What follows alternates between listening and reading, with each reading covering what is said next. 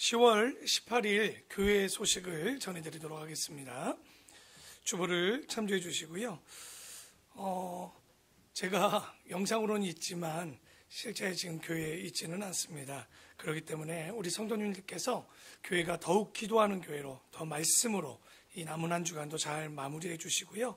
정말 이럴 때일수록 악한 것이 틈나지 않도록 우리가 기도로 튼튼히 제자를 지키는 각자의 자리와 사명을 다하는 우리가 되었으면 좋겠습니다.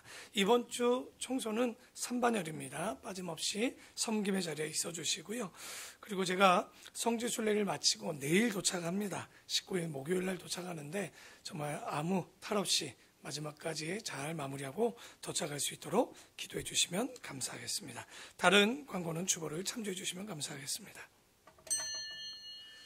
다 같이 사도신앙으로 신앙 고백하심으로 10월 18일 수요일 저녁 예배를 하나님 앞에 드리겠습니다. 나는 전능하신 아버지 하나님, 천지의 창조주를 믿습니다. 나는 그의 유일하신 아들, 우리 주 예수 그리스도를 믿습니다. 그는 성령으로 잉태되어 동정녀 마리아에게서 나시고 본디오 빌라도에게 고난을 받아 십자가에 못 박혀 죽으시고 장사된 지 사흘 만에 죽은 자 가운데서 다시 살아나셨으며 하늘에 오르시어 전능하신 아버지 하나님 우편에 앉아 계시다가 거기로부터 살아있는 자와 죽은 자를 심판하러 오시니라. 나는 성령을 믿으며 거룩한 공교회와 성도의 교제와 죄를 용서받는 것과 몸의 부활과 영생을 믿습니다. 아멘. 우리 다 같이 찬송가 430장 함께 찬양하겠습니다.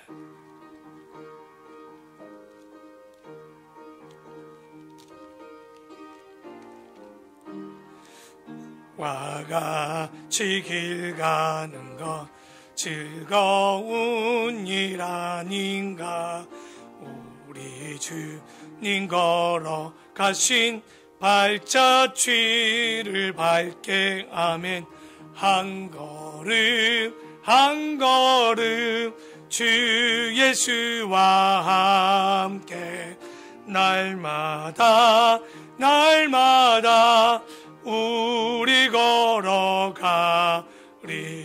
어린아이 같은 우리 미련하고 약하나 주의 손에 이끌리어 생명길로 가게 아멘.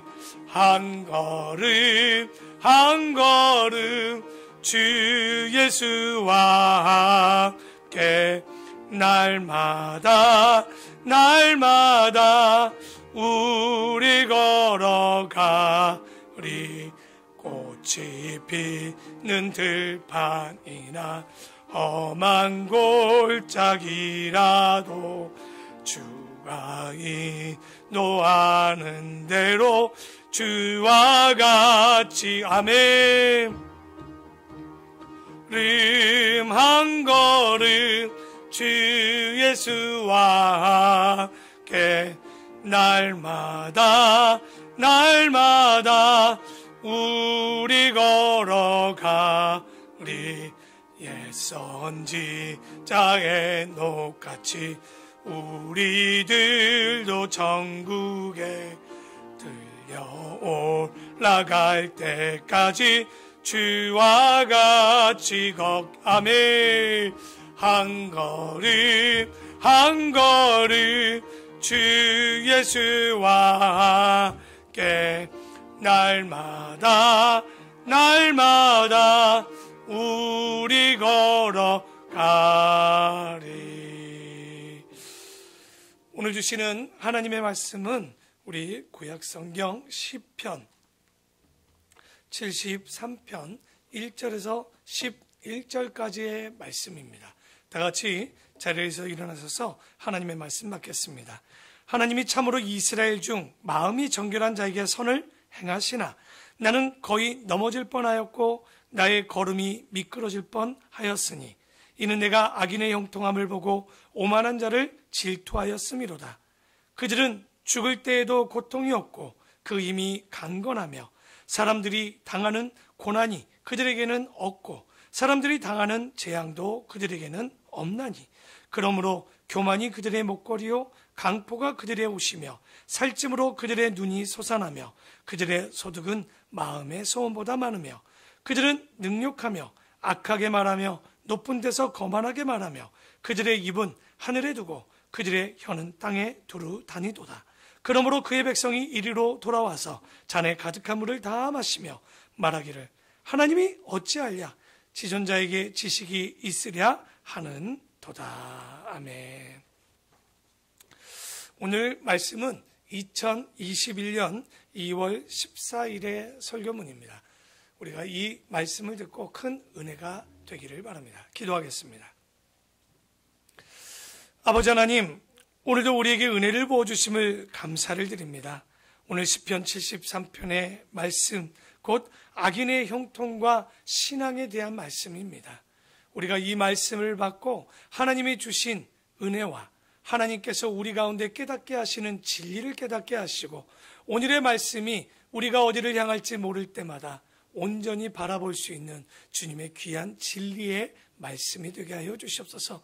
오늘도 어렵고 힘든 자리이나 주님의 말씀을 영상으로 듣습니다. 듣는 모두에게 은혜를 부어주시옵시고 어느 곳에 있든지 하나님의 말씀이 주님의 진리가 그 마음 가운데 충만케 하여 주시옵소서. 언제나 오늘의 말씀도 그들의 삶 가운데 더욱더 힘이요 능력이 되기를 소망하며 예수 그리스도의 이름으로 기도드립니다. 아멘. 자, 오늘은 악인의 형통과 신앙이라는 말씀을 가지고 시편 73편부터 우리 75편까지 우리가 말씀을 보려고 합니다.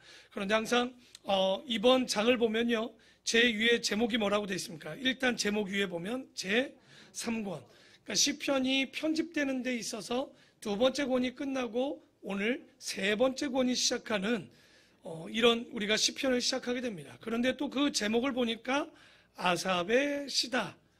근데 중요한 건 이 아삽이 누군지를 모르면 이 사람이 왜 이 시를 썼는지 어떠한 내용을 썼는지 우리가 이해하기가 쉽지가 않죠.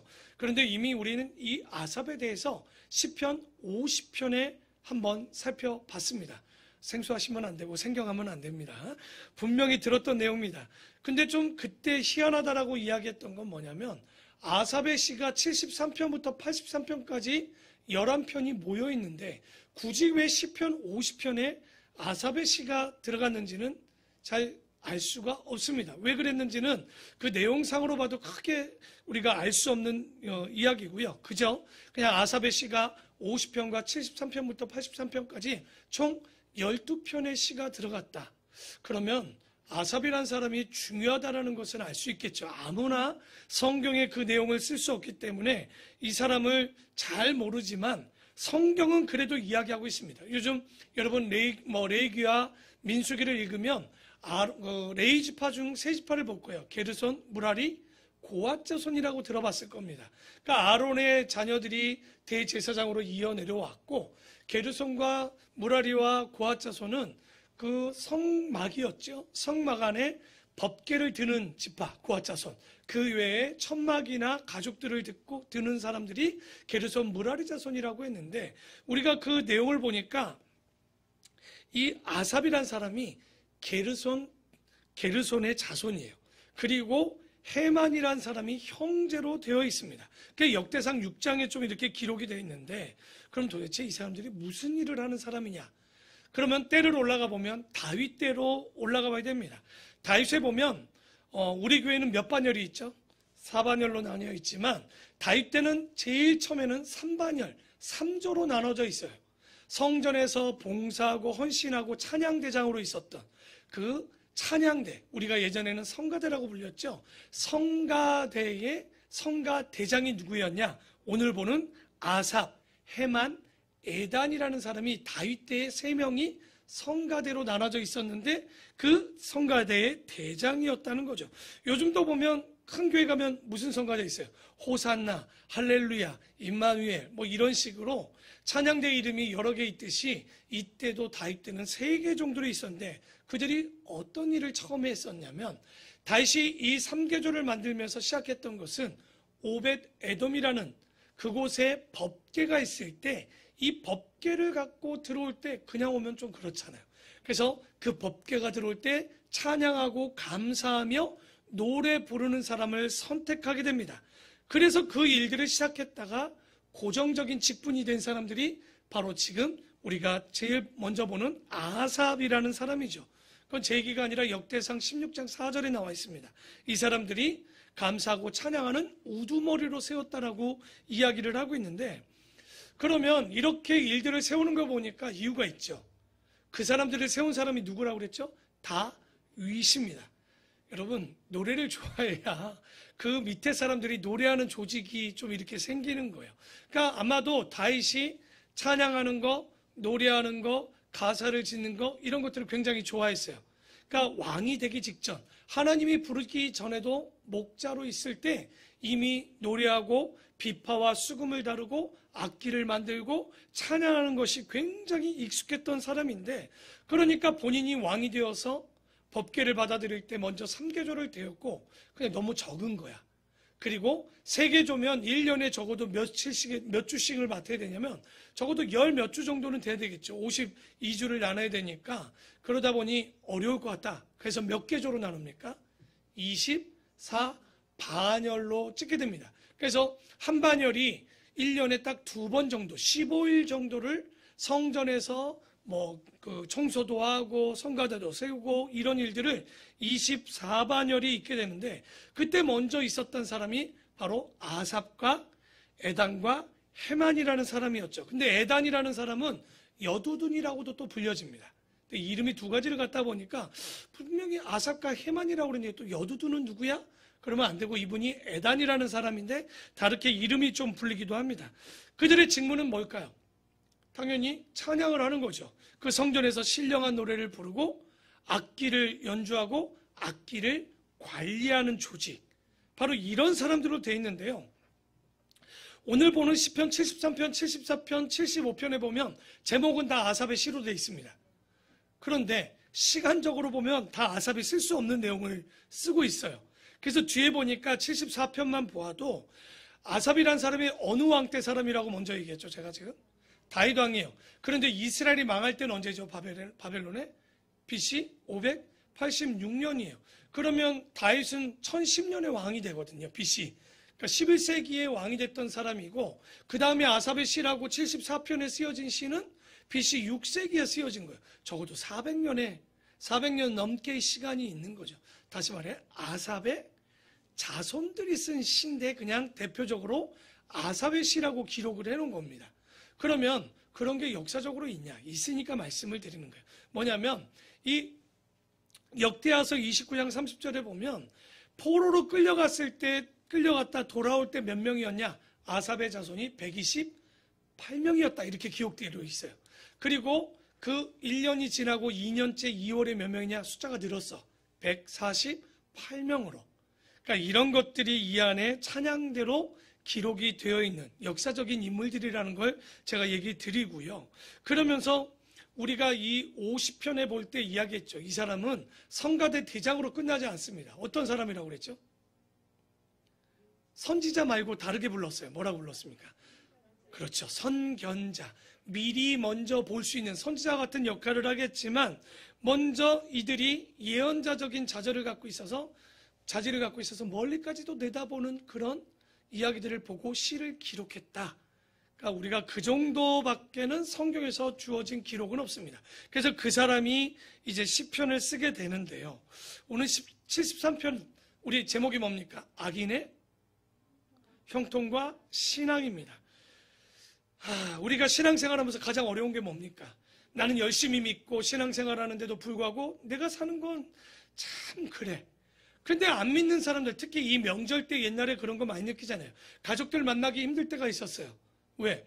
우리는 잘 믿는데 못 살고 누군가는 하나님도 안 믿고 핍박하는데도 잘 사는 사람들이 있는 거야. 너무나도 억울하죠. 진짜 하나님이 계시다면 이건 공평하지 않는 것, 공의롭지 않다라고들 불평할 만한 내용들이 있는데, 오늘 아삽도 구약에서도 이 얘기를 참 많이 합니다. 악인들의 형통이 어찌 됨입니까? 그러니까 악인의 형통에 대한, 그리고 또 하나는 의인의 고난이 왜 있는지에 대한 이 고난에 대한 이야기를 아삽이 지금 쓰고 있습니다. 1절에 보니까 하나님이 참으로 이스라엘 중 마음이 정결한 자에게 선을 행한다고 합니다. 그러니까 하나님은 아무나 선을 행하지 않습니다. 적어도 창조 때 만들었던 모양대로 있는 사람, 그게 뭡니까? 정결한 자에게 선을 행하시는데 나는 거의 넘어질 뻔했고, 아삽이 고백합니다.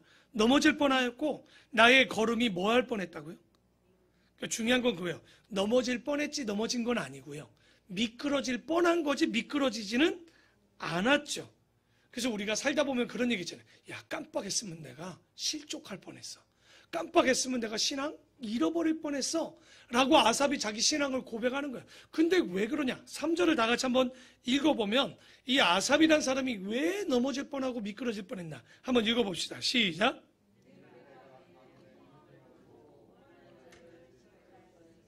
그러니까 이 사람이 왜 넘어질 뻔했냐? 여러분도 그런 적 있죠? 악인이 형통하고 못된 것들의 공부도 잘해. 참 희한하죠. 난 열심히 하는데도 안 되는 경우들이 있는데, 그런데 저 못된 것들이 재산은 가만히 있어도 늘어.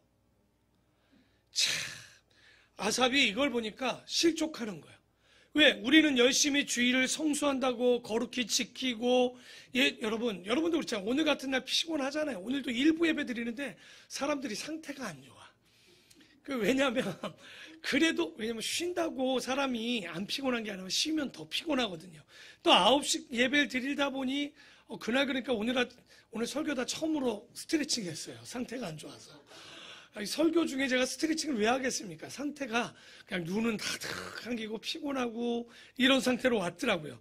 그런데 여기 보니까 이 주일날 그런 피곤함을 가지고 우리가 예배를 드리러 또 왔어요. 명절 가운데 또 왔다는 거죠. 그런데 왔는데 잘 되는 게 없어요. 그러면 우리가 뭐라고 합니까? 믿어봤자 말짱? 이런 생각 안 드세요? 저는 맨날 제 마음의 갈등은 뭐냐면, 이렇게 목회를 해서 하나님이 이렇게 보인다면 이게 뭘까요? 하는 질문을 솔직히 죄송한데 너무 많이 해요. 어렵습니다. 하나님 잘 모르겠습니다. 잘 모른다는 건 몰라서가 아니라 이렇게 되면 안 되는데, 요즘 오십시오. 손가락질 제일 많이 받는 게 지금 뭡니까? 요즘 교회죠. 목사들이죠. 성도들이죠. 그걸 보면서 목사들은 어떨까요? 마음이 잘못했다는 걸 인지하면서도 인정하면서도 너무 속상한 거야. 이렇게까지 해가지고 교회를 세우고 교회를 지켜나가면 뭐 할까 도대체? 이런 갈등이 생기는 거죠. 그러니까 믿어봐야 말짱 헛것이란 말이 딱 아삽 얘기인 것 같아요. 왜? 믿는 자들은 계속 재앙을 당하고 악한 것들은 뭐 하는 거예요? 항상 잘 되는 거예요. 아삽이 왜 우리가 선견자고 이 사람이 거룩한 사람이라고 이야기할 수 있냐면, 첫 번째는 정직해요. 거룩한 척 할 수 있잖아요. 나는 그래도 하나님을 쫓습니다라고 자기 내면 가운데 갈등을 숨기고 있을 수 있음에도 불구하고 정직하게 얘기합니다. 나 저 사람들 때문에 넘어질 뻔했고 미끄러질 뻔했다는 거예요. 그리고 저 악한 자들 뭐 한 거예요 지금? 질투했대. 여러분 그런 생각 안 들어요? 야, 너 안 믿고 차라리 저런 박 받고 싶은 생각 안 듭니까? 오늘은 안 들을 거예요. 오늘 같은 날 나온 사람들이 뭘 듣겠습니까? 그런데 대부분 그런 생각 들죠. 안 믿어도 잘 사는데 굳이. 우리같이 회비 많이 내는 사람이 어디 있어요? 교회만큼 회비 내는 사람이 얼마나 11조 내지, 주정헌금 내지, 감사헌금 내지. 세상 교회 회비 내면 많아야 10만 원이야. 그렇지 않습니까? 많아야 한 달에 10,000원 내는데 교회는 회비도 많아. 근데 회비는 많이 내는데 왠지 내가 누리는 건 적어. 열심히 회비 내는데 더 일하래. 뭔가 여러분 모순적이지 않아요? 그러니까 여러분이 대단한 거예요. 몰라서 대단한 건지 아는데도 정말 이렇게 열정을 갖는지는 저는 잘 모르겠지만, 그러니까 이런 것들을 계산하면요 굉장히 실족할 만하다는 거예요. 신앙생활이. 아삽은 실족할 뻔했다는 거예요. 3절 다시 볼까요? 이는 내가 악인의 형통함을 보고 또한 오만한 자를 질투. 그렇게 되는 게 속상했던 거죠. 배 아파했다는 거예요. 그들은 죽을 때도 고통이 없어요. 그 힘이 강건하며 참나. 사람들이 당하는 고난이 그들에겐 또 없어. 사람들이 당하는 재앙도 그들에겐 또 없어요. 그러므로 교만이 그들의 목걸이. 왜? 내가 막 살아도 잘 사니까 교만이 자기들의 자랑거리고 강력한 포악함이 그들의 옷이야. 그리고 살찜으로 그들의 눈이 솟아나며 그들의 소득은 마음의 소원보다 많으며. 지금은 살찌는 게 안 좋지만 예전에는 먹고 사는 게 힘들기 때문에 살찐 건 부의 상징이에요. 그렇지 않습니까? 그런데 이들이 악한데 건강하고 죽을 때 고통도 없어.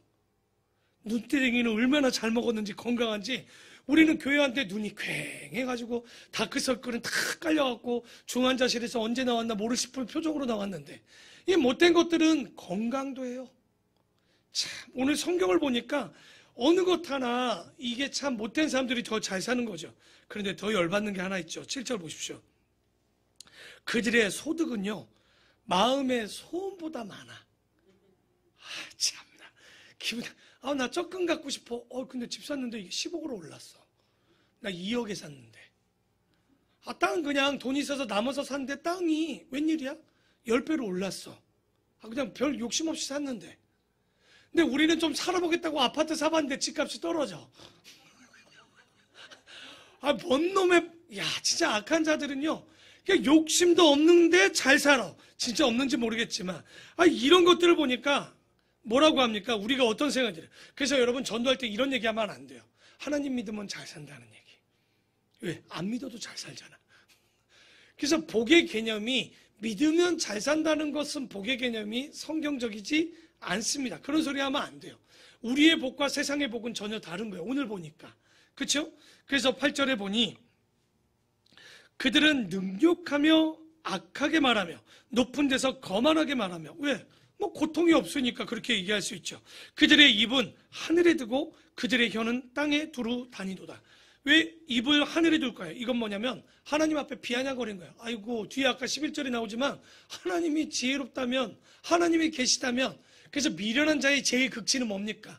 미련한데도 미련한지 모르는 거죠. 그런데 그 미련함의 첫째가 뭐냐? 하나님이 없다고 하는 자들이거든요.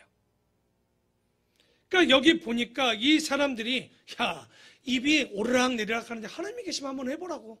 하나님이 계시면 내가 이렇게 악하게 사는데 내가 잘 살 수 있냐? 요따의 얘기들을 하고 있다는 거죠. 그리고 혀가 땅에 두루 다녀. 이 얘기 뭐냐? 지 하고 싶은 대로 할 얘기 다 해버려요. 이것이 하나님이 기쁘든 나쁘든 사람들이 상처를 받든 말든 상관없이 거침없이 쏟아내며 비방하는 자의 입을 갖고 있다는 거예요. 그게 누가? 악인들이 이런 거예요. 그러므로 그의 백성이 이리로 돌아와서 잔에 가득한 물을 다 마시며 말하기를 하나님이 어찌하랴? 지존자에게 지식은 있는 거 맞냐? 아주 교만하고 거만하게 떠드는 거죠. 볼지어다 이들은 악인들이라도 항상 평안하고 재물은 더욱 불어나는도다. 그러니까 이러니까 이 아삽이 속상한 거예요. 저들은 왜 그러냐는 거예요. 더 열받는 건 뭐냐면 내가 그래도 내 마음을 깨끗하게 하며 내 손을 씻어 무지하다 한 것이 실로 뭐하다는 거예요. 아삽이 봤더니 말짱 헛것이야. 그러니까 저렇게 살아도 아니야, 그래도 주님은 계시겠지, 계실 거야, 잘 될 거야 했는데 인생은 뭐예요? 그렇지 않은 거예요. 그러니까 어떤 마음이 생겼냐면 아삽이 나는 종일 재난을 당하여 아침마다 징벌을 받았도다. 왜? 악인들은 형통한데 믿는 나는 더 고통이 많아. 그래서 내가 만일 스스로 이르기를 이런 마음을 가져본 거예요. 내가 그들처럼 말하리라 하였더라면 나는 주의 아들들의 세대에 대하여 악행을 행하였으리라. 번역이 어렵죠. 이게 뭐냐면 내가 깜빡하고 이런 마음, 왜? 악인들이 형통하니까 어떤 생각이 들어요? 나도 그냥 하나님 안 믿고 저렇게 살아볼까? 요 마음이 아삽에 들어온 거야. 지금 15절은 그런 거예요. 내가 그들과 똑같이 살았더라면 아차, 아니지. 이렇게 살면 내가 악한 자들의 길에 걷는 것 아니겠어? 근데 여기서 우리가 살펴봐야 될 게 뭐예요? 그런 선견자도 어떤 마음이 드는 거예요. 그런 걸 볼 때 낙심하고 원망하고 불평이 생기는 거예요. 그러니까 여러분이 믿다가 그런 막 낭망되고 낙심하는 마음이 있을 때 여러분 잘못된 게 아니에요. 선견자 아삽도 미끄러질 뻔하는 거예요. 그럼 목사는 안 미끄러질까요? 저는 요즘 스케이트 타는 것 같아요. 맨날 미끄러져요. 그러니까 살아가는 게 뭐 이렇게 막막해요. 그냥 눈앞에 지금 있는 현상을 보고 있으면요, 목사라는 게 예전부터 점점 이상하게 목사라는 걸 밝히기가 어려운 시대가 오고 있었는데 요즘은 정말 목사라고도 밝히기가 정말 어려운 때가 돼버렸어요. 이제는. 여러분 어디 가서 그리스도인이라고 얘기하는 거 당당히 얘기하십니까?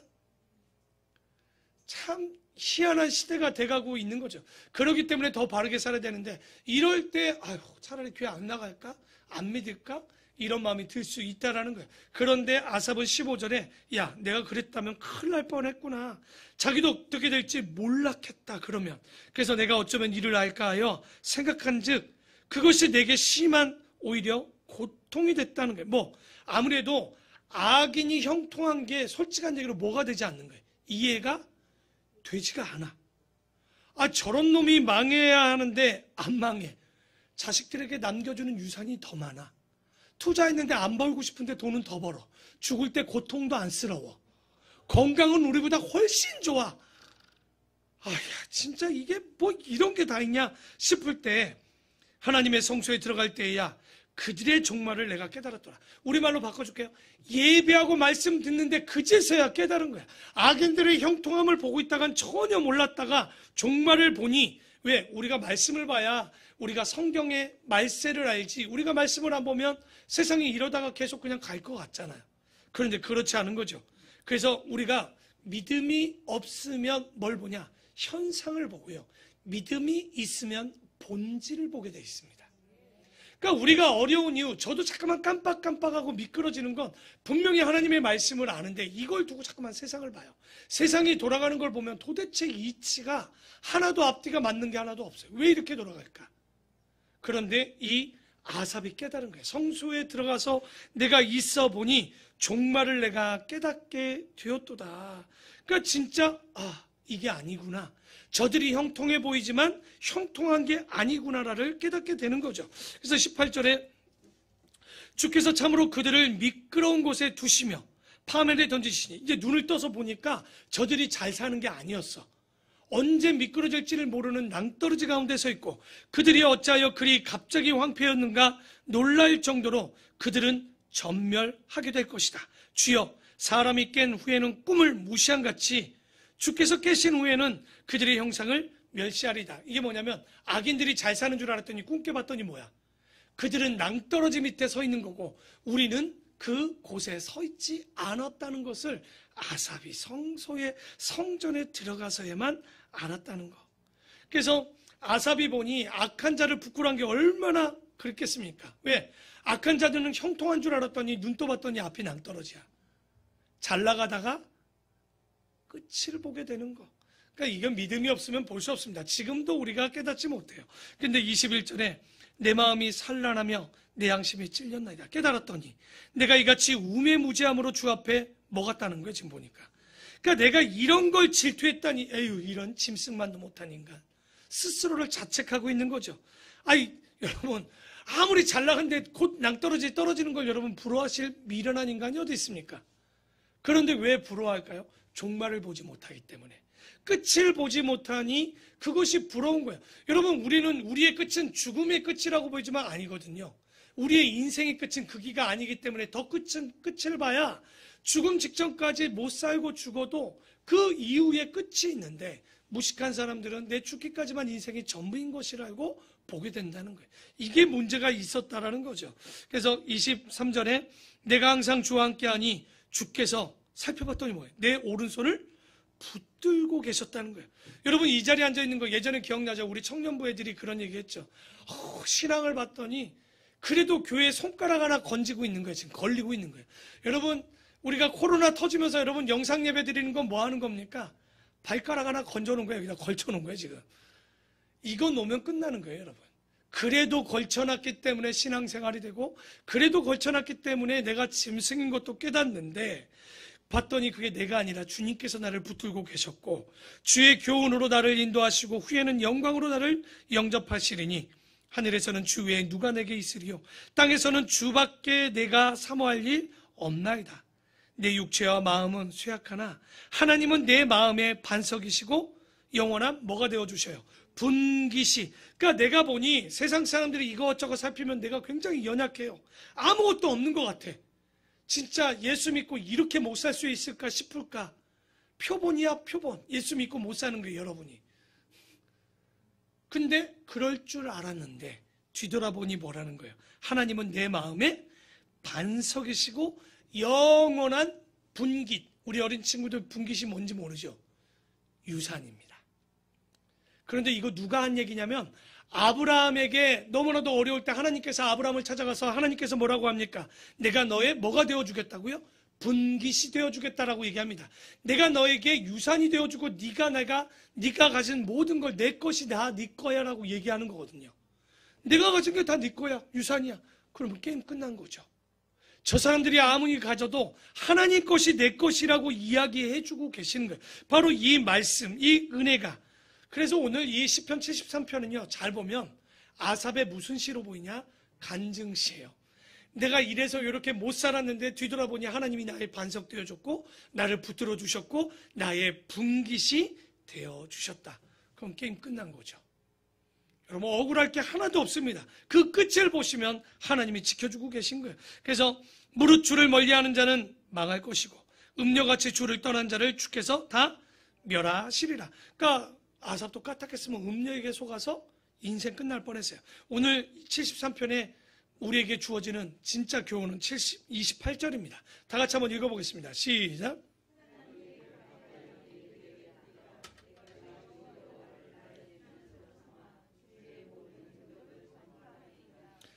그러니까 우리가 살면서 풍요로운 복을 받을 수 있지만 진짜 복은 그게, 제가 복의 개념이다라고 그랬죠. 줄 한번 쳐보셔야 돼요. 하나님께 가까이함이 뭐라고요? 내게? 그러니까 우리가 알아야 되는 건 예수 믿으면 복이 아닙니다. 이미 예수 믿으면 이미 복된 사람이 되는 거예요. 오늘 예배 전 기도 전에 찬양이 뭡니까? 내 주를 가까이 하게 함이. 내 마지막 소원이 뭐예요? 주께 가까이 더 가기 원합니다. 그걸 그냥 찬양했지만 봤더니 시편 73편 28절엔 분명히 얘기합니다. 왜 그 야곱이 그리고 그 모든 사람들이 주께 가까이 가기를 원했느냐? 오늘 시편 73편 28절은 그게 바로 복입니다. 여러분, 이 복 이미 받은 줄 믿습니다. 당연히 아멘한 사람인데 두 배의 복이 있을 줄 믿습니다. 하도 안 해가지고 내가 진짜 다른 건 아멘 안 해도 돼. 이런 건 여러분 복 아닙니까? 뭐 아파트 값이 오를 겁니다. 이런 건 난 못해. 근데 하나님께 가까이 가면 진짜 복입니다. 그래서 예배하는 자, 기도하는 자, 말씀 보는 자, 하나님의 말씀을 배움받는 자 다 복인 거예요. 우리 아름다운 본교회는 이미 뭐 받고 있는 거예요? 복을 누리고 있죠. 왜냐하면 가족이 모여서 말씀을 읽고 솔로몬이 평생 소원이 온 가족이 모여서 식탁에 믿음을 가지고 식사 한번 하는 건데 우린 성경을 같이 봐. 솔로몬은 별것도 아닌 거 가지고 꿈을 갔지만 우리는 온 가족이 모여서 여러분 그때 생각해야 될 건 내 자식이 내 부모가 가졌네 못 가졌네 잘 됐네 못 됐네 중요하지 않아요. 그거는 종말을 모르는 사람들이 행하는 행위예요. 우리가 주 앞에 당당히 주님의 말씀 앞에 온 가족이 모여서 성경을 읽고 제가 어저께도 명절이니까 이제 성경을 안 읽겠구나 하고 왜? 주일날 사진 한 장 딱 올라오고 화수목금까지 한 장도 안 올라오더라고. 새해 인사 빨고는. 근데 갑자기 어제 저녁에 반 정도가 우두두둑 올라오더라고요. 성경을 읽었습니다 하는데 윤서가 성경 보기를 좋아한대요. 그게 왜냐면 아이들이 걔는 벌써 1독했더라고. 유치부 아이가 벌써 2독하고 있어요. 당연히 그림책이니까 좀 우리보다 낫긴 하겠지만 근데 거기에서 제가 은혜를 누렸던 건 아이가 성경을 보고 싶어 한다라는 그 이야기를 하나만 읽어야 되는데 2개, 3개의 챕터를 가지고 읽는 모습을 보면서 그게 진짜 복이지 않을까? 그렇죠? 우리 아이들 보면 유치부 아이들 우리 지훈이도 성경을 하나씩 읽었다고 그 체크해 나가면서 읽는 거. 그래서 여러분 이게 진짜 복인 거예요. 오늘 28절의 말씀처럼 하나님께 가까이함이 우리의 뭐라고요? 복이 되어지는 거. 바로 여호와의 분깃이 여러분의 복이 될 줄을 믿습니다. 그래서 이 사람이 아주 짧은 시 속에서 알고 보면 몇백 편의 시보다 우리에게 굉장히 교훈되고 감동되어지는 시를 쓰고 있습니다. 그런데 왜 그게 우리에게 감동이냐? 자기가 온전했던 것이 아니라 악인의 형통을 보고 넘어질 뻔했다는 거예요. 부러워했다는 거예요. 그러니 많은 사람들이 시편 73편 보면서 여러분 괴로울 때마다 시편 73편 보십시오. 당연하구나. 우리가 본질을 봐야 되는데 자꾸만 현상을 보고 앞에 일어나는 환경을 보고 있구나. 그런데 우리만 그랬던 게 아니더라고요. 하박국 1장 14절에 보면 뭐라고 그러냐면 어떻게 악인이 의인을 애워싸고 하나님은 잠잠할 수 있습니까?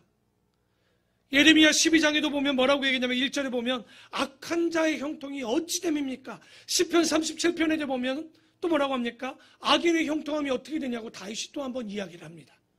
이건 그들만의 문제가 아니라 우리도 매일마다 살아갈 때마다 우리가 자꾸만 실족하는 이유들 중에 하나가 왜 안 믿는 자들은 저렇게 잘 사는데 나보다 신앙이 없어 보이는데 왜 이렇게 잘 사느냐. 전혀 그거 불화할 게 아니에요. 그 불화하는 게 뭐라고 그랬어요? 낭떠러지에 서 있는 그 악인들을 보고 불화하는 거랑 뭐가 다르냐는 얘기예요. 바로 이런 이야기를 바로 선견자라고 하는 아삽, 그 영적인 사람도 뭐 할 뻔했다? 실족할 뻔했다는 거예요. 그래서 악인이 잘 되는 거 너무 안타까워하지 마십시오. 그가 하나님께서 분명히 우리가 시편 23편의 말씀처럼 악인을 원수의 목전에서 뭐를 베풀어 주셔요? 상을 베풀어 주시는 주님이라고 얘기합니다. 자, 시편 74편입니다. 여기 보면 제목이 누구의 마스길이라고 되어 있습니까? 아삽의 마스길. 근데 아삽이 아닙니다.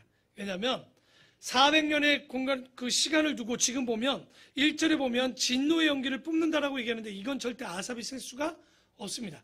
혹시 아삽이 500년을 살았으면 쓸 수 있어요.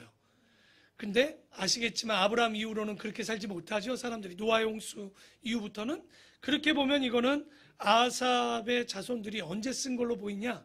포로로 끌려갈 때 쓴 것 같아요. 바벨론 포로 때. 왜 그런지 한번 1절 보면서 우리가 한번 봅시다.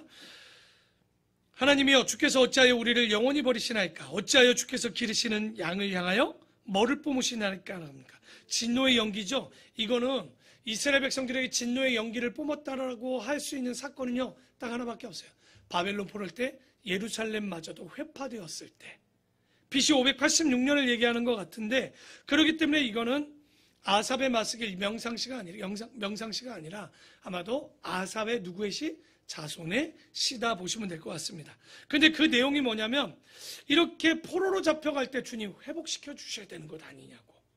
오늘 73, 74, 75편을 볼 텐데 이게 좀 연관이 되어 있는 시처럼 보입니다. 74편을 한번 볼까요? 악인이 여기도 형통하잖아요. 이쪽부터 얻으시고 속량하사 주의 기업으로 지파를 삼으신 주의 회중을 기억하시며 주께서 계시던 시온산도 생각하소서. 영구히 파멸된 곳으로 향하여 누구의 발을 옮겨서라고 얘기합니까? 주의 발을 옮겨. 그러니까 지금 회파된 이 성전에 당신의 발을 두셔서 회복시켜달라는 거죠. 그러니까 기도하는 간구십니다. 원수가 성소에서 모든 악을 행하였나이다. 주의 대적이 주의 회중 가운데서 떠들며 자기들의 깃발을 세워 표적을 삼고 있으니 이게 어찌 되는 일입니까? 그들은 마치 도끼를 들어 삼림을 베는 사람같이 포악하며 이제 그들이 도끼와 철퇴로 성소의 모든 조각품을 쳐서 부수고 주의 성소를 불사르며 주의 이름이 계신 곳을 더럽혀 땅에 엎었나이다. 이때가 언제밖에 없어요. 잘 보면. 그렇죠? 예루살렘이 파손된 건 바벨론 때, 아마 그 뒤에 썼다면 신약에 들어왔겠지만, 그래서 이게 바로 아삽 자손의 시인데, 그들이 마음속으로 이르기를 우리가 그들을 진멸하자 하고 이 땅에 있는 하나님의 모든 회당을 불살르고 있지 않습니까? 우리의 표적은 보이지 아니하며 선지자도 더 이상 없으며 이런 일이 얼마나 오래는지 우리 중에 아는 자도 없나이다. 우리가 보았던 73편하고 비슷해요. 악인들이 이렇게 회방하면요, 적어도 하나님이 계시면 뭐 하셔야 되는 거예요? 도우셔야 되는 것 아니에요? 왜 잠잠하시냐고요. 지금 아삽의 자손도 또 동일한 얘기하는 거예요. 이런 걸 뭐라고 하냐? 소망이 없는 거야. 하나님은 일하지 않는 것 같고 도대체 이적은 없고 표적도 나타나지 않고 악인들은 더 포악하는데 하나님은 움직이지 않는 거예요. 하나님이여 대적이 언제까지 비방하겠으며 원수가 주의 이름을 영원히 능욕하리이까? 주께서 어찌하여 주의 손 곧 주의 오른손을 거두시나이까? 주의 품에서 손을 빼내시어 그들을 멸하소서. 하나님은 예로부터 나의 왕이시라. 사람에게 구원을 베푸셨나이다. 주께서 주의 능력으로 바다를 나누시고 물 가운데 용들의 머리를 깨뜨리셨으며, 대부분 용과 뱀은 누구를 얘기합니까? 사단을 얘기하죠. 리오 야단의 머리를 부수시고 이것도 뭐 공룡 혹은 악어라고 얘기하는데 동일하겠죠. 그것을 사막에 사는 자에게 음식물로 주셨으며 주께서 바위를 쪼개어 큰 물을 내시며 주께서 늘 흐르는 강물을 마르게 하셨나이다. 낮도 주의 것이요 밤도 주의 것이라. 주께서 빛과 해를 마련하셨으며 주께서 땅의 경계를 정하시며 주께서 여름과 겨울을 만드셨나이다. 여호와여 이것을 기억하소서. 원수가 주를 비방하며 우매한 백성이 주의 이름을 능욕하였나이다. 지금 무엇을 얘기하고 있냐면 출애굽할 때 하나님께서 그 영광을 보여주셨는데 왜 지금은 이 대적들을 부수지 않고 잠잠하고 계십니까? 그러니까 애타는 마음인 거예요. 좀 도와달라고, 하나님 구원해달라고. 왜 악인들이 이렇게 형통합니까? 주의 맷비둘기의 생명을 들짐승에 주지 마시며 주의 가난한 자의 목숨을 영원히 잊지 마소서. 그 언약을 눈여겨보소서. 여기서 말하는 언약을 보면 위에 절을 볼 때 아마도 신의 산에서 세운 언약, 내가 너희들의 하나님이 되고 너희는 나의 백성, 거룩한 나라로 이루어야 되는 것, 그 언약을 눈여겨 다시 한번 보시고 무릇 땅의 어두운 곳에서 포악한 자의 처소가 가득한 것 지금 보이고 계시냐는 거예요. 그래서 학대받은 자가 부끄러이 돌아가게 하지 마시고 가난한 자와 궁핍한 자가 주의 이름을 찬송하게 하소서. 하나님이여, 일어나 주의 원통함을 푸시고 우매한 자가 종일 주를 비방하는 것을 기억하소서. 주의 대적들의 소리를 잊지 마소서. 일어나 주께 항거하는 자의 떠드는 소리가 항상 주께 상달되나이다. 그래서 이 아삽의 자손의 시가 그런 거예요. 믿는 우리가 조금 잘 형통해야 되는 것 아니냐. 그런데 왜 이런 고난을 받을 수밖에 없었을까요? 우리가 역사를 보면, 열왕기 상하를 보면, 특히 하에 보면 이스라엘 백성들이 망하는 장면을 봅니다. 그들이 망하는 원인이 뭐예요? 우상을 섬겼던 일, 산당을 회파하지 못한 것들, 또 하나님을 대적했던 일들. 그러니까 우리가 잘 보면 그들이 그런 일들이 있을 때 분명히 종말과 같은 그들의 징계가 일어납니다. 성경은 역사죠. 역사란 이야기는 분명히 하나님의 일이 이루어져서 예언이 되어지면 역사가 되는 거예요. 곧 그 이야기는 우리가 그것을 보면서 본을 봐야 되겠죠. 이스라엘 백성들이 이런 일들을 당했다는 이야기는 하나님의 사람들이 배신하고 이렇게 거역하고 우상을 섬기게 되면 우리에게도 동일한 징계가 있는 거예요. 여러분, 요즘 코로나를 보면서 그런 말들 많이 하죠. 요즘이 뭐라고요? 말세 종말이다, 뭐 여러 군데서 난리도 아니고 얘기합니다. 아마 종말의 때로 가고 있는 건 맞아요. 근데 아직도 멀었죠. 우리는 요한계시록을 봐서 알겠지만 아직은 아닙니다. 하지만 모형을 보고 있어요. 여러분, 우리가 예레미야 때 보면 뭐가 마땅? 기근과 칼과 기근과 연병이라는 이야기가 참 많이 나옵니다. 왜 그런 게 나옵니까? 하나님을 멀리했을 때 그들에게 기근이, 그리고 칼이, 전쟁이겠죠. 그리고 뭡니까? 연병, 다른 말로 전염병. 우리가 지금 당하고 있는 세균과 바이러스를 통해서 이거 우리가 1919년 때 스페인 독감이라는 게 있었죠. 100년 전입니다. 알고 보면 정확히 100년 후에 전 세계적으로, 여러분 EU나 이 선진국들이 이번 팬데믹을 통해서 놀란 이유가 뭔지 압니까? 더 놀란 건 2018년 19년 때 그들이 모의고사를 한번 치렀어요. 그게 뭐냐면 EU에서, 유럽연합에서 야, 이런 일들이 벌어지면 우리가 어떻게 대처할까? WHO가 이거를 미리 한번 해봤습니다. 근데 그들이 그때 했던 게 뭐였냐면 우리는 잘 사니까 병 안 걸리고 저 가난한 나라들을 어떻게 도울까만 준비한 거예요. 그러다가 큰일을 타격을 당하고 나서, 원래 EU 있죠, 유럽연합은요 서로 문을 닫지 않는 것이 그들의 약속입니다. 근데 여러분, 유럽이 2019년에 어떻게 했죠? 다 차단했죠. 놀란 거예요. 그런 적이 없었는데. 그러니까 지금 여기 보면, 지금 우리가 그들이 하는 행태를 보면 잘 보시면 유럽도 하나님을 버렸습니다. 미국도 하나님을 버리고 있죠. 우리나라도 죄송한데 하나님을 버리고 있죠. 그러니까 우리가 이런 것들을 신앙적으로 재해석해 보면 분명히 말세 때 이것은 징조고, 진짜 말세 때는 다 우리가 심판을 당하게 되는 거예요. 지금 그 과정을 좀 보고 있는 거예요. 이럴 때 깨우쳐야 되는 거예요. 우리가 주님이 생육하고 번성하고 그러지 못해서 나라가 지금 인구 절벽에 빠지고 있죠. 또 하나는 뭡니까? 이것을 잘 다스리고 정복하라고 했는데 우린 막 쓰고 있죠. 사람들이 그래요. 하나님이 기근이 오면 지하수를 파먹으면 된대요. 미련한 사람들이에요. 비가 안 오면 지하수가 없습니다. 석유 마음대로 떼고 있죠. 석탄. 여러분, 아황산 가스가 나오면 이게 뭐합니까? 1980년대 때나 우리가 책에서 보던 일이 지금 벌어졌어요. 그때 뭐라고 했냐면 이렇게 오염과 공해가 심하면 빙하가 녹을 거래. 전 90년대에 설마 설마 했던 일이 며칠 전에 인도에서 댐이 무너졌죠. 빙하가 녹아서 댐이 깨져서 수많은 사람들이 죽었습니다. 여러분, 우리가 지금 그걸 눈으로 보고 있는 거예요. 이런 걸 우리가 막 썼지라가 아니라 하나님의 백성들이 왜 하나님과의 관계가 깨지면 인간관계가 깨지고 인간관계가 깨지면 뭐가 깨진다고 했습니까? 자연과의 관계가 깨지게 돼 있어요. 그게 지금 나타나고 있다는 얘기는 하나님과의 관계가 이미 깨어지죠. 가족들이 모이면 불법이에요. 옛날에는 핵가족화를 무서워했죠. 그래서 우리가 서로 사랑하라고 그랬는데 뭔 일이 벌어졌습니까? 가까이 하지 말라고 거리 두기 하래요. 이게 지금 어떻게 지금 가고 있는가? 그러니까 이 자연도요, 얼마나 깨졌는지 볼까요? 동해안에서 오징어가 이제 뭐가 됐습니까? 금징어가 됐죠. 비싸서 못 먹어요. 생태 못 잡아요. 명태 이런 거 못 잡아요. 이제는 우리 뭐 잡아요? 참치 잡는다는 소리가 종종 있죠. 그러니까 온난화가 되어서 이게 바닷물이 차가운 한류가 아니라 이 따뜻한 난류들이 내려와서 지금 심각해지고 있습니다. 기온도 이상해지고 있죠. 그래서 예전에 부통령이었던 엘고가 쓴 불편한 진실이라는 책이 한 권 있어요.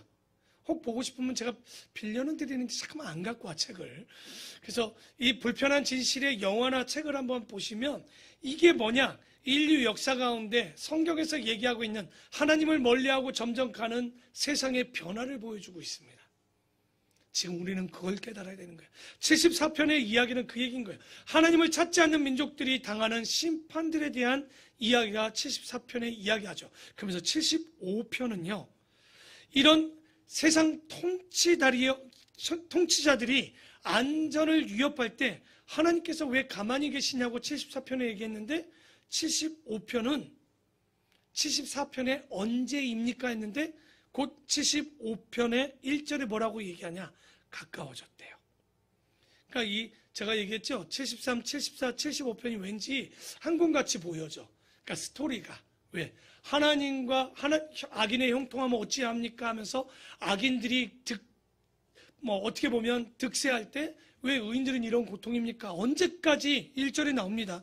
뭐죠? 진노의 이 연기를 언제까지 우리를 영원히 버리시나이까? 이렇게 얘기하죠. 9절에도 얘기합니다. 이 74편에 언제까지 얼마나 오랫동안 이걸 두시겠습니까? 라고 얘기했는데 1절에 해답을 얘기합니다. 다 같이 읽어보겠습니다. 75편 1절 시작.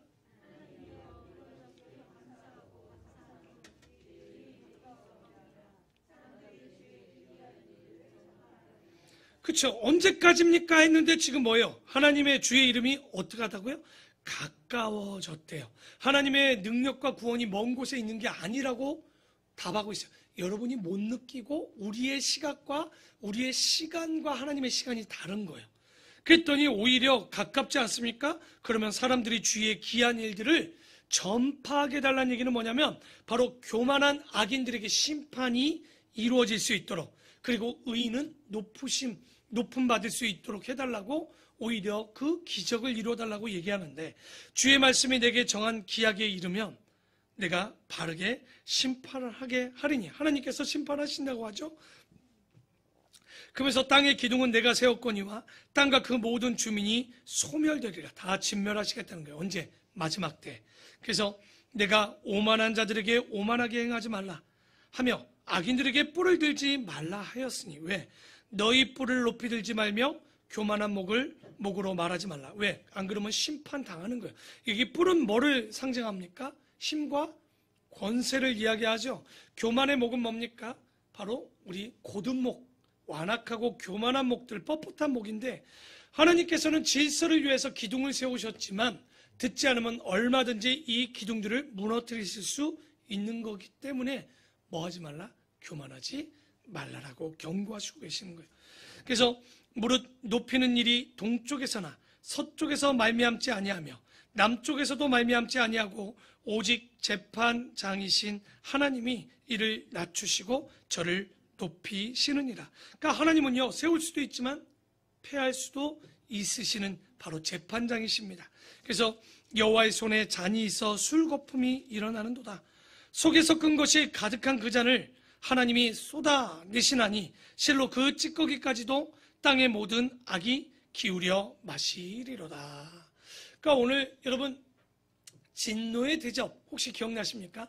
요한계시록에 보면 7인을 떼고 일곱 나팔을 불고 마지막에 뭐를 쏟아붓죠? 진노의 잔, 바로 진노의 대접을 쏟아 부어내시겠다라고 경고하고 있었는데, 바로 오늘 8절에 보면 여호와의 손에 있는 잔이 어떤 잔이겠습니까? 그 악인들을 참고 참았던 심판의 잔이 언제 다 쏟아지는 거예요? 마지막 때 철저하게 심판이 있는 거예요. 그래서 이 땅에 여러분이 고통당하는 거, 징계당하는 거 나쁜 거예요, 좋은 거예요? 오히려 좋은 거라고 얘기했어요. 그 이유는 마지막 때에 지금 징계가 없다가 한 번에 맞으면 끝나는 거예요. 더 이상 돌이킬 수 없는 거예요. 역사 가운데 징계를 당하고 이런 고난을 당할 때 깨달을 줄 알고 기도할 줄 알아야 돼요. 보십시오. 이제 또 이런 어려움이 오면 이제 기도하지 못하게 할 거예요. 예배하지 못할 때가 올 거예요. 함께하지 못할 때가 분명히 올 겁니다. 지금 우리는 역사 가운데 맛보기 보고 있는 거예요. 근데 이때 여러분 기도하시고 계셨습니까? 예배하셨습니까? 하나님을 찾으셨습니까? 그저 원망만 하죠. 대통령이 잘못 뽑히고 나라가 잘못되고 세상이 왜 이렇게 됐는지 누구 탓만 하고 있지만 결론은 누구 탓이 아니라 바로 우리의 죄를 뒤돌아보라고 주시는 귀의 힘을 분명히 깨닫는 우리 귀한 성도가 되어야 합니다. 그래서 오늘 이 말씀에 보면 그런 때, 2절에 정한 기약 때까지라고 얘기했지만 언제까지는 아닙니다. 분명히 진노의 잔이 우리에게 쏟아질 텐데 9절에 나는 야곱의 하나님을 영원히 선포하며 찬양하며 또 악인들의 뿔을 다 베고 의인의 뿔은 높이 들리로다. 분명히 악인의 형통에 대한 불평을 73편에 했어요. 74편에 보니 왜 악인이 우리 치냐라고 또 불평을 했어요. 하지만 결론은 뭡니까? 그들을 그대로 두지 않는다는 거예요. 하나님께서 오히려 의인의 뿔은 높이시고 악인의 뿔은 꺾어버리시는 거예요. 이게 바로 하나님의 공평이요 하나님의 공의임을, 바로 선을 행하는 자가 악한 자의 형통함을 보고 뭐하지 말라는 거예요? 부러워하지 말라라고 이야기하는 거예요. 우리가 시편 37편에도 이 내용과 똑같은 내용을 했습니다. 기억나셔야 되는데, 그렇죠? 그때 제가 그 얘기했죠. 사촌이 땅을 사면 뭐하지 말라고 그랬죠? 예, 그거 죄라고 얘기했습니다. 여러분, 사촌은요 가까운 사람이요. 근데 악인이 땅을 사요. 배가 찢어지게 아프죠. 가족, 친척도 땅을 사면 배가 아플 판에 정말 이 악인들이 땅 사면 얼마나 그게 배가 아프겠습니까? 하지만 성경은 뭐라고 하는 거예요? 그들의 형통을 뭐 하지 말라고요? 부러워하지 말라라고 얘기합니다. 왜? 37편에는 그렇게 얘기해요. 풀과 채소가 잘 피는 것 같지만 태양빛에 말라버리는 것처럼, 이슬이 있지만 태양이 뜨면 사라지는 것처럼, 구름이 있지만 바로 태양이 뜨면 사라져버리는 것처럼, 그 악인의 형통은 뭐 할 것이 아니라 부러워할 것이 전혀 아니고 오히려 의인은 뭐하라? 잠잠하라라고 얘기합니다. 잠잠하라는 얘기는 다른 말로 줄이면 인내입니다. 여러분 잘 보면 고통은 우리를 상하게 할 수 있지만 인내는 우리를 구원하게 해주는 도구입니다. 지금은 인내할 때입니다. 지금은 여러분 기도하실 때인 거예요. 이 어려운 팬데믹 상황 분명히 올해 중순 이후 때까지 갈 거예요. 지치지 마십시오. 탓하지 마십시오. 누구의 탓도 누구의 잘못이 아니라 우리의 죄 때문에, 나의 죄 때문에 여기까지 오고 있다는 것을 우리가 삶의 역사에 있어서 항상 봐야 되는 건 현상이 아니라 뭐를 보라고 했죠? 본질을 볼 수 있는 눈이 우리에게 필요한 거예요. 하나님의 말씀에 집중하고 그분만 바라보고 잠잠히 인내하면 되지 않을까. 오늘 이 말씀은 우리에게 이야기하고 있습니다. 말씀을 정리합니다. 제가 TV를 보는데 어떤 시인인지 누가 썼는지 이런 글귀를 얘기하더라고요. 여러분, 영원할 줄 알았던 우리의 인생은 뒤돌아보니 짧은 인생이었고, 짧을 줄 알았던 우리에게 주어진 시간은 영원한 시간이었다라고 그 시인은 표현하더라고요. 그래서 또 하나를 얘기합니다. 여러분, 없는 줄 알았더니 나에게 죄와 허물이 있었고, 있는 줄 알았더니 우리에게 주어진 사랑은 없었다라는 그 글귀를 보면서 이런 생각을 했어요. 똑같은 시간을 보고 똑같은 공간에 있음에도 불구하고 우리가 어떤 눈을 갖느냐는 우리의 인생을 어떤 것을 보고 사느냐로 분명히 분간합니다. 우리의 눈앞에 보면 믿음 없는 자는 고난의 때입니다. 하지만 믿음이 있는 자는 지금이 어떤 때입니까? 기회의 때입니다. 전도의 때입니다. 예배의 때입니다. 바로 오늘 말씀은 우리가 진짜 좋을 때든 나쁠 때든 그때 본질인 하나님을 잠잠히 바라보느냐. 그래서 잠언 17장 4절에 뭐라고 얘기합니까? 형통할 때 기뻐하고 공고할 때 뒤돌아보라. 생각하라고 이야기하고 있습니다. 오늘 이 말씀을 붙잡고요. 새롭게 2021년에 오늘 새해 첫날입니다. 그렇죠? 우린 참 좋아요. 2달 전에도 새날이었는데 이 새날에 다시 한번 다짐합시다. 형통에도 기뻐하며 감사하고 공고에도 뒤돌아보며 주님을 기억하며 이 시대에 잠잠하며 주를 바라볼 수 있고 그분을 바라보며 인내할 수 있는 믿음, 이것이 이제 우리가 가져야 될 것이고, 악인이 형통하고 악인이 배부르고 악인이 고통 없는 것을 보고 부러워할 것이 아니라 그들은 낭떠러지 앞에 있는 그들이기에 우리는 그게 아니라 그 말씀의 끝이 뭡니까? 하나님께 뭐 하는 게 복이라고요? 가까이 하는 것이 복입니다. 그렇다면 이 한 주간 여러분이 하나님께 가까이 하는 시간이 무엇일까요? 내가 정신없이 사는 시간이 아니라 그 하나님께 가까이 갈 때 주님이 그 아삽에게 주었던 복, 아브라함에게 주었던 복, 내가 너의 뭐가 되어주겠다? 분깃, 바로 유산이 되어주겠다라고 말씀하신 복이 오늘 이 시간 여러분에게, 우리에게 동일하게 임하게 될 줄 믿습니다. 기도하겠습니다. 오늘 귀한 말씀을 잘 받았습니다. 우리 함께 기도하고 제가 주기도문으로 하심으로 오늘 모든 예배를 마치도록 하겠습니다. 하나님 아버지, 감사를 드립니다. 오늘의 말씀을 통하여 악인의 형통을 부러워하진 않았는지 뒤돌아보게 하여 주시옵소서. 하나님, 이 땅의 짧은 생애 동안 악인들이 잘 됐다고 하여 그들이 평생 잘 되는 것이 아님을 깨닫게 하여 주시옵시고, 오히려 영원한 생명이요 영원한 진리요 변함없는 하나님을 알고 믿고 행하는 것이 우리가 가야 될 길임을 깨닫게 하심을 너무나도 감사를 드립니다. 오늘의 말씀을 듣는 우리 모든 성도들에게 이제 그 말씀을 가지고 남은 한 주간을 살아갈 때 하나님 부족함 없게 하시고, 세상 가운데 믿지 않는 자들 속에서도 주님 기죽거나 힘들어거나 어렵게 사는 것이 아니라 오히려 그들 가운데 하나님을 가진 자, 다 가진 자임을 깨닫게 하시고, 하나님과 함께 동행함으로 하나님의 말씀 가운데 더욱더 가까이 가며 우리를 통하여 믿지 않는 자들에게 변화되는 귀한 삶의 본이 될 수 있는 우리가 되게 하여 주시옵소서. 항상 주의 말씀 가운데 우리의 가정 성령 충만케 하시고, 우리의 마음엔 더욱더 하나님의 말씀이 넘치게 하시고, 우리의 삶에는 은혜가 넘쳐 하나님 앞에 기쁨과 감사가 넘치는 우리 모두가 되기를 소망하며 예수 그리스도의 이름으로 기도드립니다. 아멘.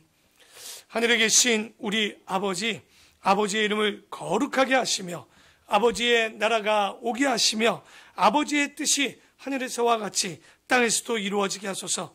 오늘 우리에게 일용한 양식을 주시고 우리에게 잘못한 사람을 용서하여 준 것 같이 우리 죄를 용서하여 주시고 우리를 시험에 빠지지 않게 하시고 악에서 구하소서. 나라와 권능과 영광이 영원히 아버지의 것입니다. 아멘.